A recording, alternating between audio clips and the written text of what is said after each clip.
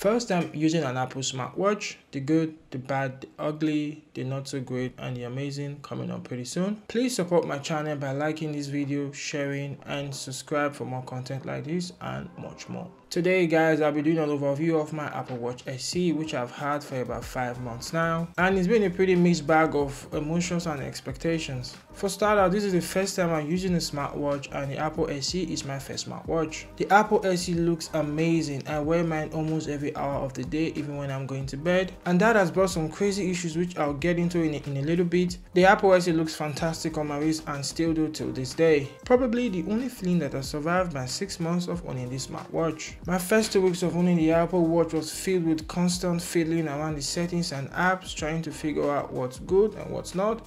So I had a lot of fun. I played with it a couple times, downloaded a few apps I never used.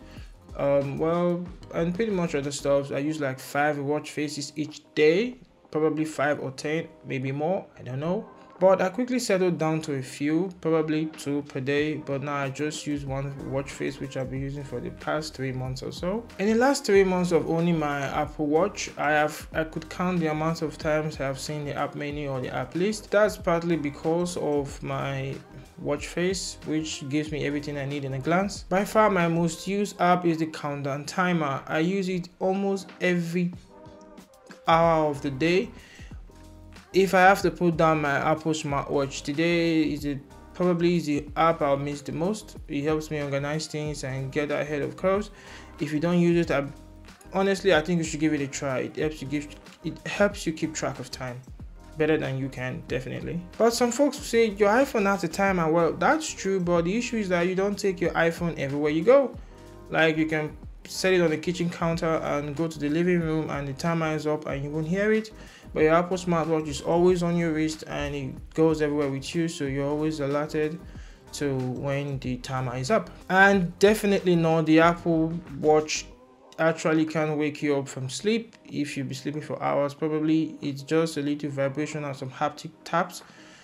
But if you're just dozing off slightly, probably it might wake you up from sleep. So I don't depend on it on my alarm. I still use my iPhone for that. Now to exercises. I'm not a runner, so I don't really have much to say about this aspect of the Apple smartwatch. It does have a lot of exercises to offer, and believe me, it's a lot.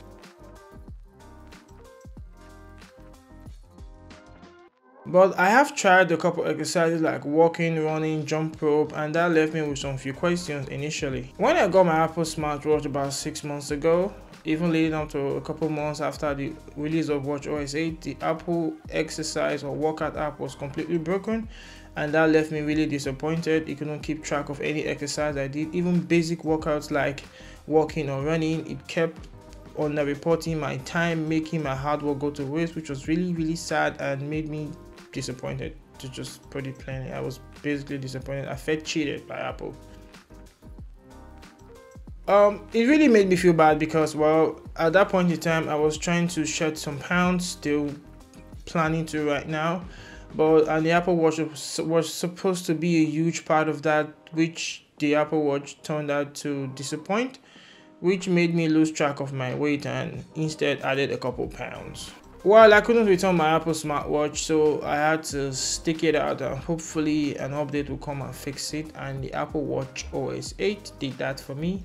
Yay! The Watch OS 8 fixed all the issues I had with my Apple Watch, probably most notably the exercise or workout app.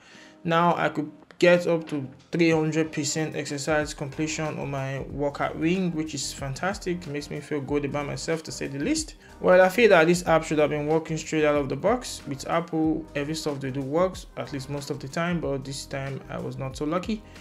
But all good. Now getting to the quirks of the watch. The stand app or counter is one I would say particularly makes you stunned, because you can be sleeping at night and you just get a notification that, hey, stand up at 2 a.m. It's pretty ridiculous. And sometimes there's a stand goal in the exercise ring, and sometimes you might wake up in the morning and you see that your stand goal for the day, which just started, is 40% done, and it kind of leaves you wondering what you spend the night doing, sleepwalking or maybe witching around. I don't know. Moving on to the display, it's no secret that Apple makes fantastic displays, and the Watch SE is no exception. The Watch SE display looks clear, sharp and crisp.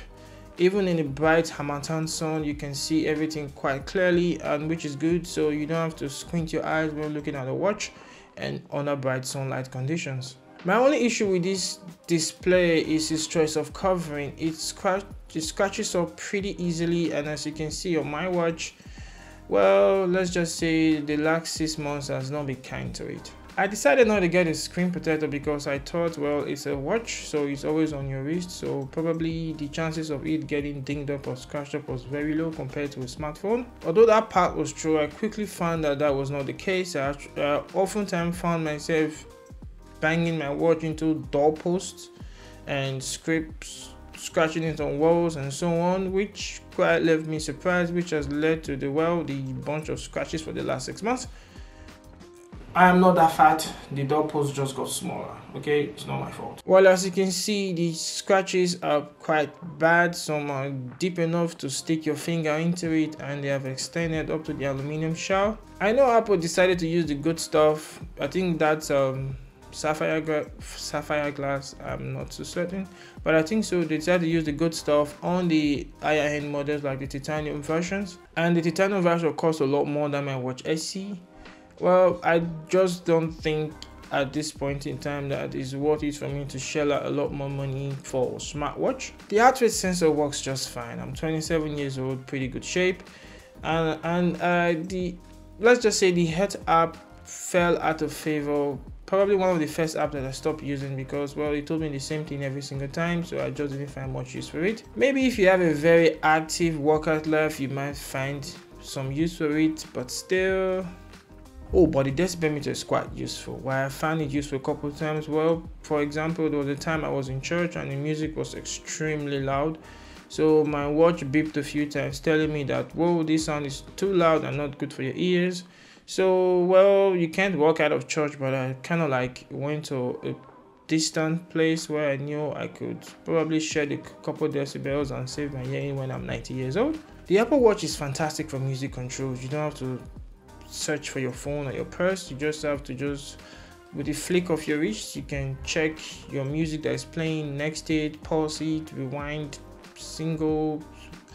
Well, you know, the bunch of practically everything you can do on your iPhone, you can do on your Apple Watch when it comes to music, and it's really amazing, and it's a feature that I know I probably can live without on my Apple Watch. One of the good things with the Apple Watch is that you don't have to fiddle with your AirPods to next the track. Just a flick of your wrist and you are up to your favorite music. The capability to add songs on my Apple Watch is just fantastic.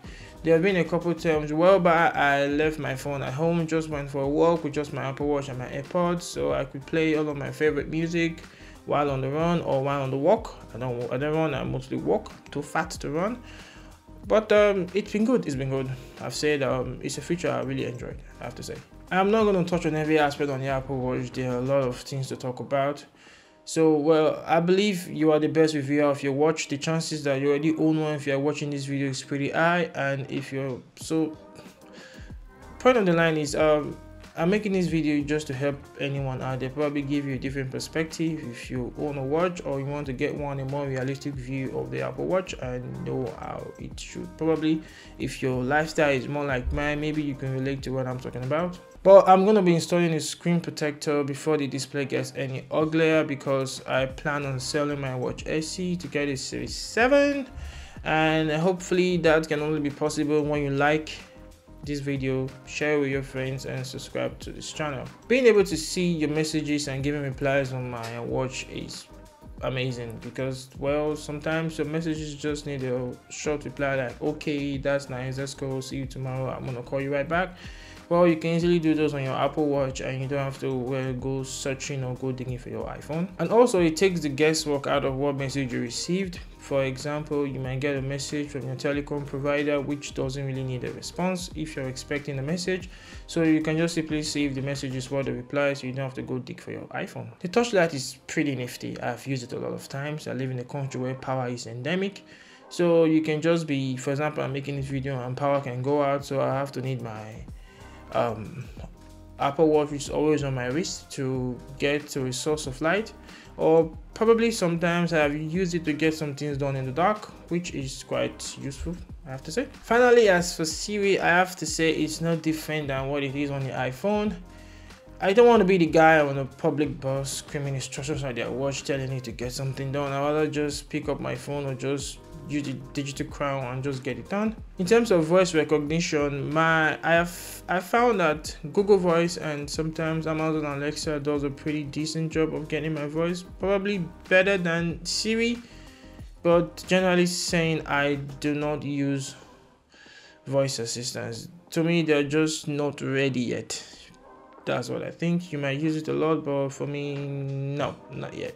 Well, I didn't intend to give an opinion on the app on Siri on the Apple Watch because I don't use it much. But well, I guess I just gave an opinion. So that's it, guys. It's a wrap. Don't forget to like, subscribe to Quick Tech Tips, share this video, and see you in our next video. Have a good one, guys, and peace out.